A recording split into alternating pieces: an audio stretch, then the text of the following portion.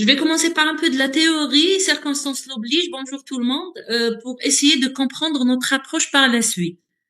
On peut pas commencer un thème sans le définir et aborder quelques échelles qui sont simples et rapides et simples pour pouvoir utiliser pour les médecins généralistes.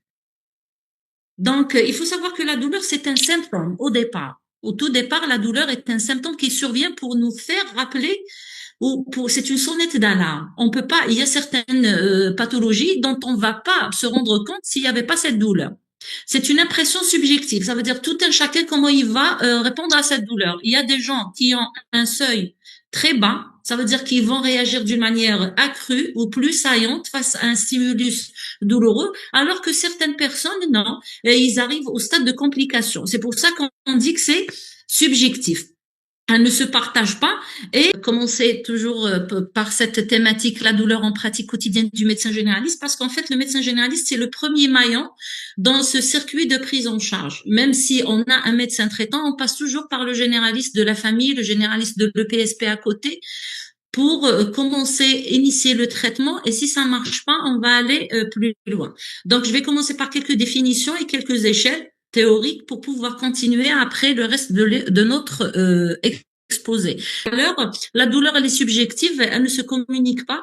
Et tout un chacun, comment il va réagir à la douleur, ça vient du latin doloram. D'ailleurs, c'est souffrance. Toute douleur est une souffrance. Et il y a eu une première définition qui a été faite dans les années 90. Après, elle a été reprise en 2016 et les derniers réajustements ont été faits en 2020 en disant en disant que la douleur, c'est une sensation et une expérience émotionnelle désagréable en réponse à une atteinte tissulaire. Ça veut dire que pour avoir mal, il faut qu'il y ait un substratum anatomique en général, ou potentiel, ou décrit en ces termes. Ça veut dire, dans certaines situations, tout le bilan d'extension complémentaire va revenir négatif, mais la douleur, elle est toujours là, elle est réelle, la douleur. Même si ce substratum tissulaire, il n'en est pas là. C'est pour ça qu'on dit que la douleur, elle est multifacétaire. On a la composante sensoridiscriminative, c'est ce qu'on retrouve aux examens complémentaires.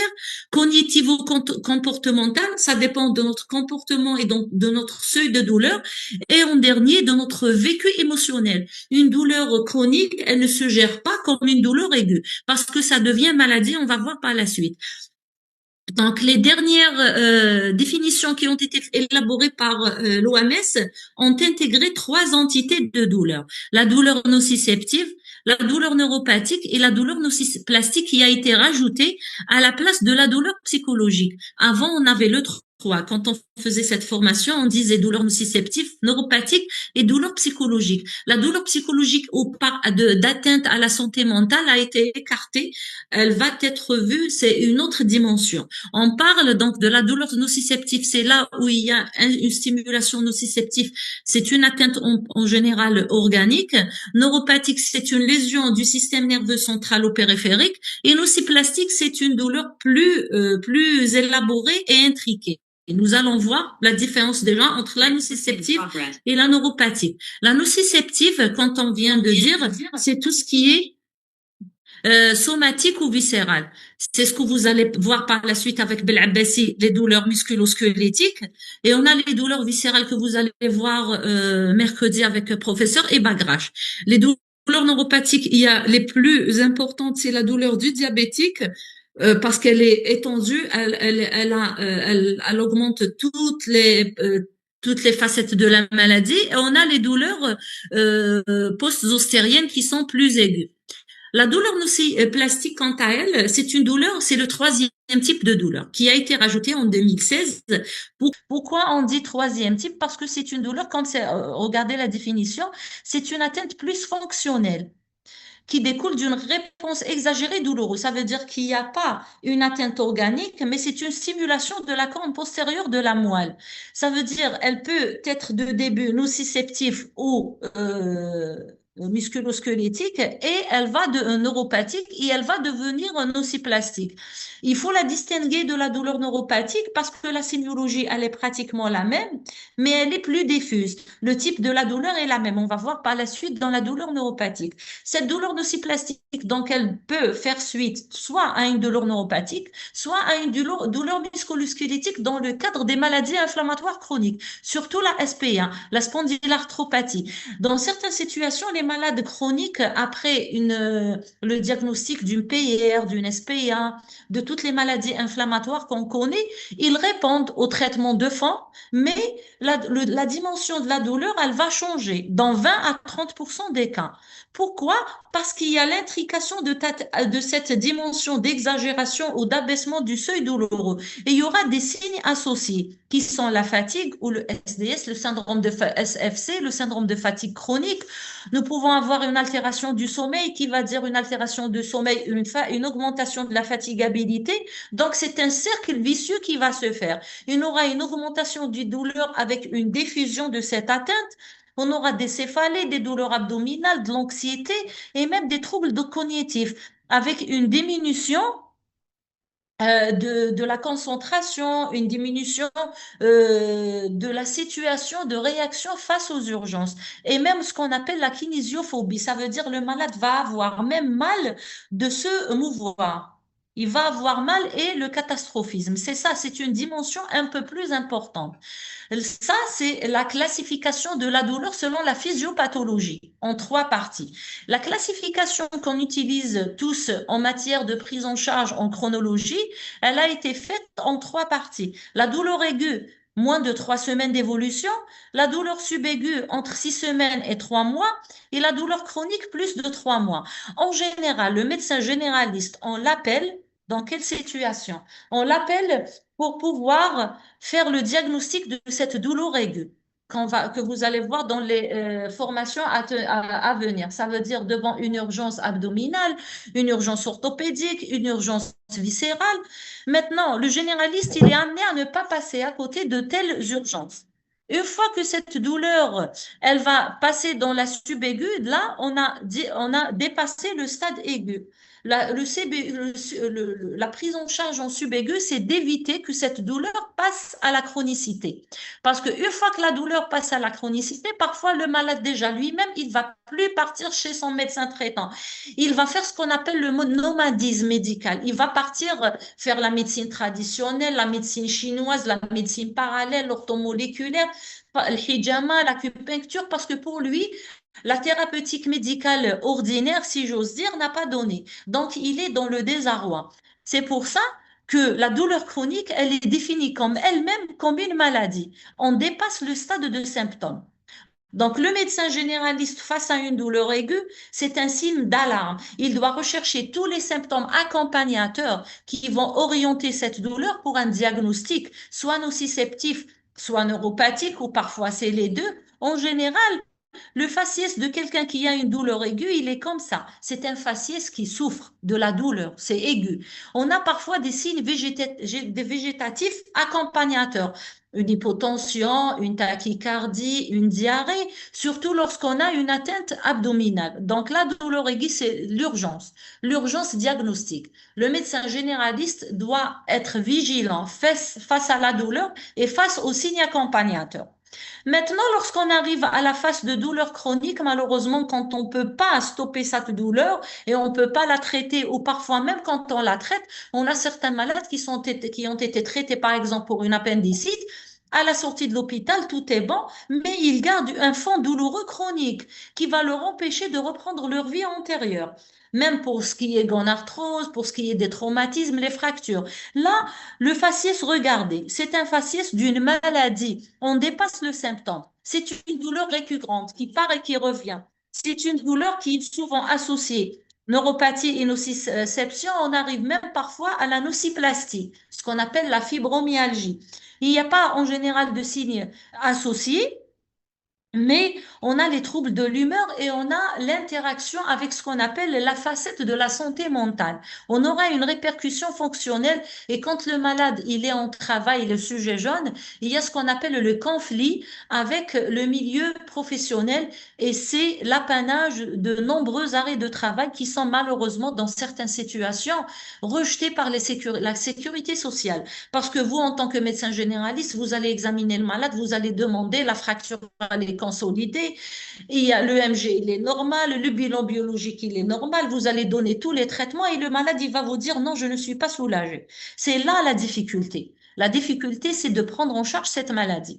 Donc, dernièrement, l'OMS, elle a défini cette douleur chronique en elle-même par une autre facette, par une maladie. La douleur chronique est une maladie.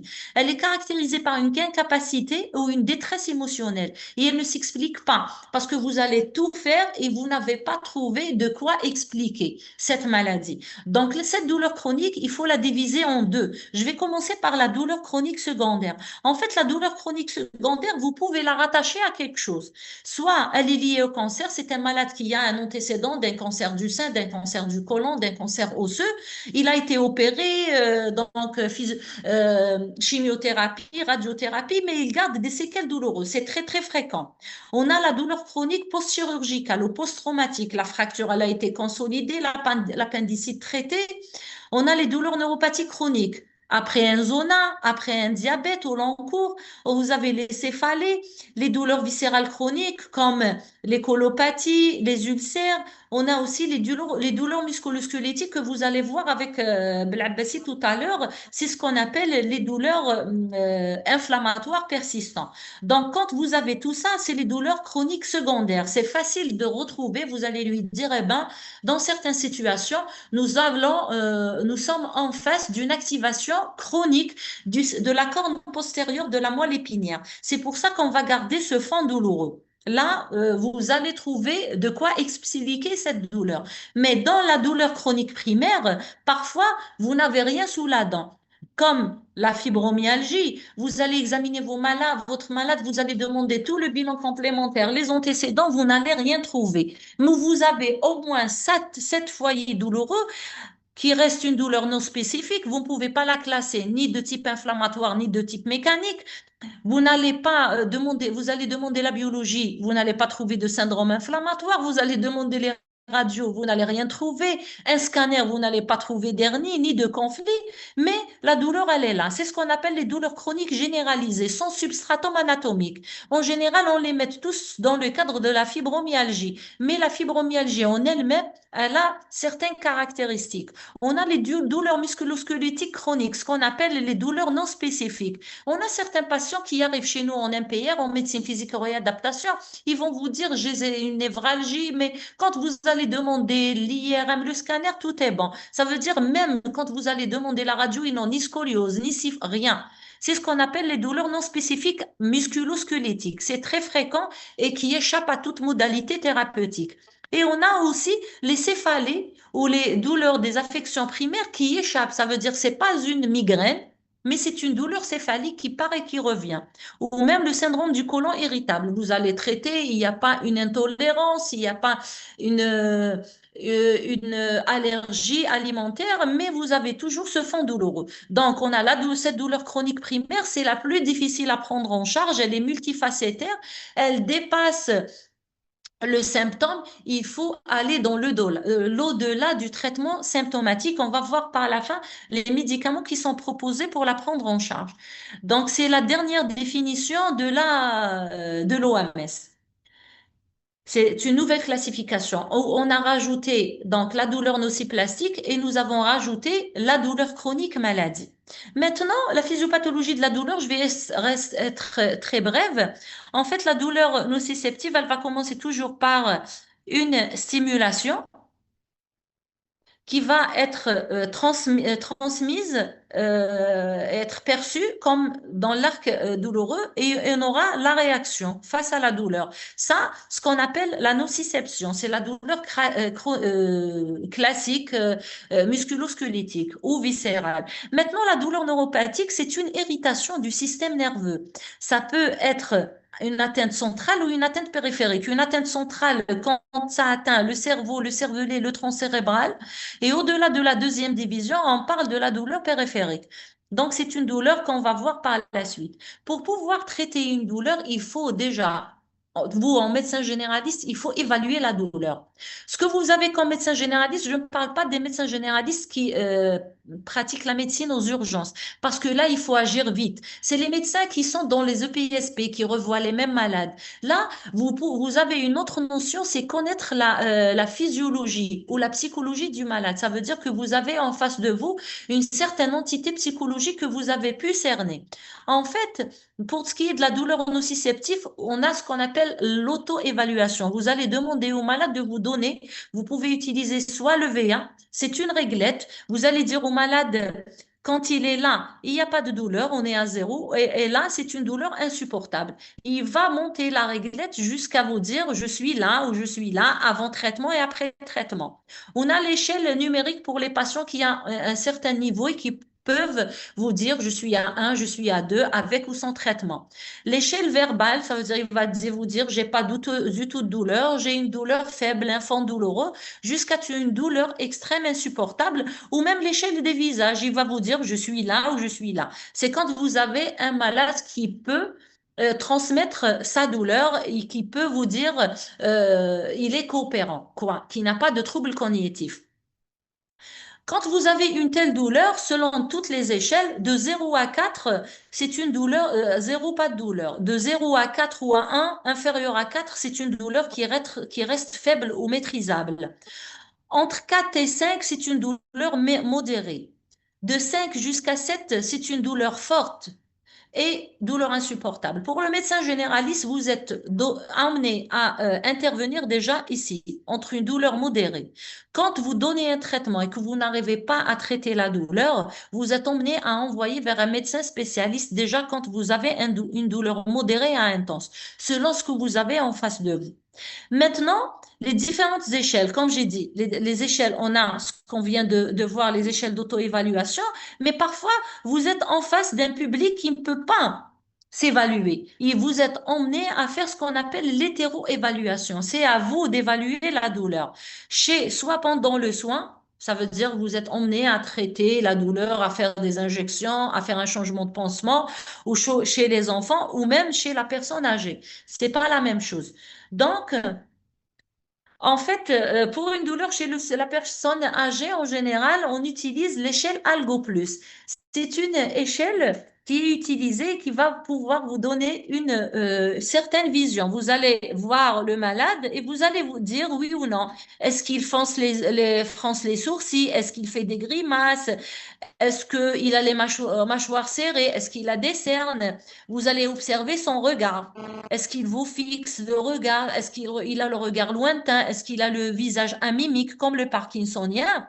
Les plaintes, est-ce que quand vous êtes en train de le distraire en faisant une communication et vous êtes en train de faire votre examen, est-ce qu'il va réagir? Aïe, est-ce qu'il va vous dire j'ai mal là? Est-ce qu'il va gémir? Est-ce que son corps va faire des réactions? Vous allez examiner son membre supérieur ou inférieur. Est-ce qu'il va faire un retrait? Est-ce qu'il va vous laisser mobiliser? Est-ce que sa mobilisation va être limitée? Et le comportement, est-ce qu'il est agressif? Est-ce qu'il est gentil? Est-ce qu'il se laisse faire?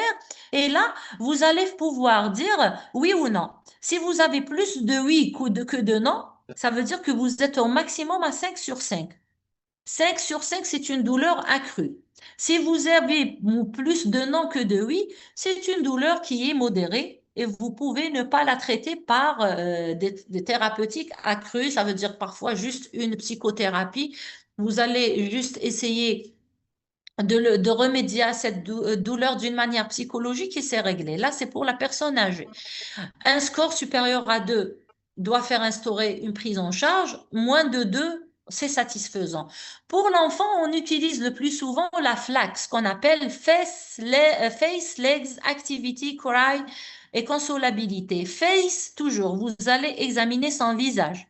Si il ne se plaint pas, c'est zéro. Si vraiment il a des crampes au niveau du visage, vous avez ses joues qui vont se mobiliser, c'est l'extrême, c'est à 2. Legs, c'est les membres. Ça veut dire, est-ce qu'elles sont normales, il est relâché, ou au contraire, c'est les membres qui sont en train vraiment de se mobiliser d'une manière continue.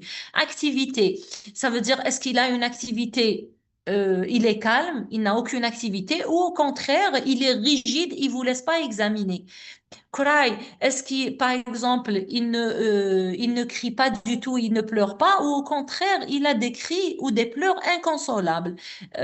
C'est la consolabilité. Et vous allez dire 2 fois 5, c'est 10, l'extrême, c'est 10, et 0, c'est le minimum. Face à une flaque à 4, déjà chez l'enfant, vous êtes emmené à traiter.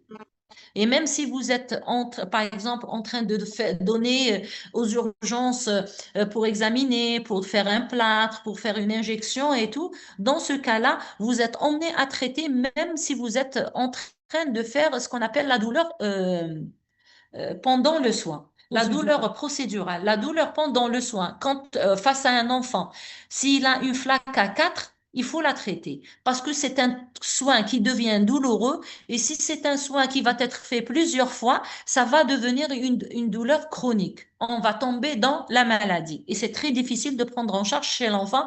Vous allez voir ça avec la prochaine, avec Dr Abbès dans la particularité de la douleur chez l'enfant. La douleur neuropathique, je vais juste la citer parce que dans ma prochaine communication, je vais parler de la douleur neuropathique. Et la douleur nociplastique, ce qu'on a vu tout à l'heure, c'est l'échelle HAD. C'est Hospital Anxiety and Depression Scale. Comme j'ai dit, c'est une douleur intriquée. Vous avez un total de 21 et vous pouvez avoir 2 scores. La question de 1 à 7, c'est vous avez un score d'anxiété et de 9 à 14, c'est un score de dépression. Et vous avez le score total de 1 à 14, 21. Et là, vous avez un score d'anxiété et de dépression. C'est un score qui est très, très important, surtout pour les douleurs aiguës que vous n'arrivez pas à traiter.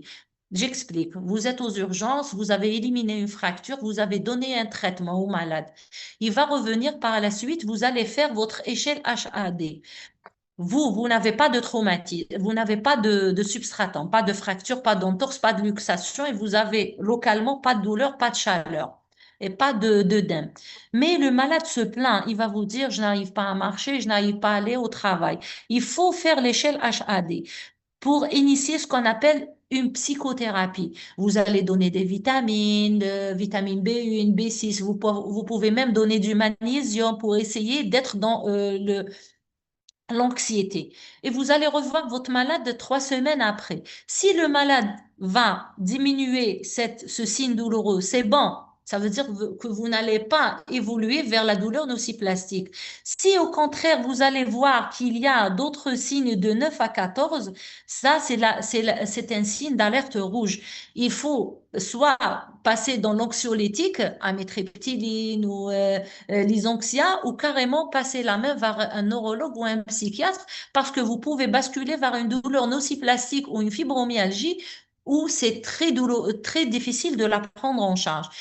Là, c'est concernant les échelles. Les signes accompagnateurs, comme j'ai dit tout à l'heure, que ce soit pour la douleur aiguë ou pour la douleur chronique, c'est les signes de gravité. Si vous avez 6 signes en aigu, il faut pousser les investigations. C'est ce qu'on appelle les signes d'orientation sémiologique. Ça veut dire vous avez beaucoup plus une douleur au membre supérieur, au membre inférieur qui irradie vers le bras qui irradie par exemple dans le dos, une douleur digestive qui irradie vers le dos, il faut penser à la pancréatite. Si vous avez une douleur au niveau de l'épaule qui irradie vers la main, il faut penser à une névralgie cervico-brachiale. Donc là, c'est des signes d'orientation sémiologique qui sont très importants en aigu pour ne pas passer à côté d'une éventuelle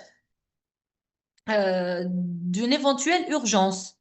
Par exemple, vous pouvez avoir aussi l'hypotension. Ça veut dire que il faut prendre la tension artérielle. Ça veut dire que vous pouvez avoir une hémorragie quelque part ou un état de choc qui s'installe, une tachycardie, une pâleur, donc une sueur, un tremblement ou au contraire une diarrhée, un arrêt des matières, une constipation. Vous pouvez avoir un vertige avec une douleur cervicale, c'est le syndrome vertébro-basilaire. Il faut faire une IRM. Si vous avez par exemple des signes vésico-sphinctériens avec une douleur qui irradie vers le membre inférieur, il faut penser à un syndrome de la queue de cheval, c'est l'urgence des urgences. Donc ces signes de gravité, il va falloir éliminer devant toute douleur aiguë. Si vous n'avez pas ça, ça veut dire vous êtes face à une douleur que vous pouvez prendre en charge vous en tant que généraliste. Donc, l'orientation thérapeutique, en général, c'est les recommandations de l'OMS. Devant une douleur nociceptive sans signe d'orientation sémiologique, paracétamol, INS et opioïdes selon l'indication.